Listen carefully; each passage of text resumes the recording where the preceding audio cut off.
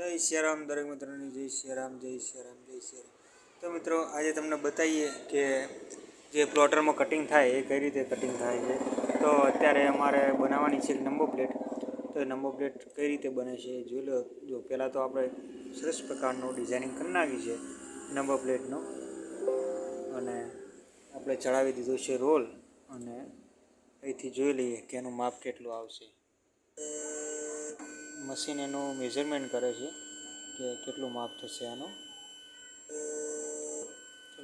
મશીને એનું મેઝરમેન્ટ કરી નાખ્યું અને ખબર પડી જાય કે આટલામાં જ કટ થશે, તો આપણે એને આપી દઈએ કમાન્ડ, એટલે એ થઈ જશે કટમાં.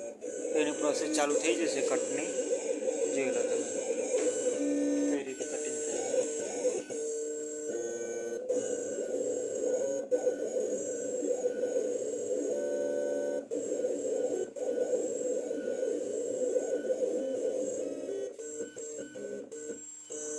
તો આ રીતે બધું રેડિયમ કટ થતું હોય છે.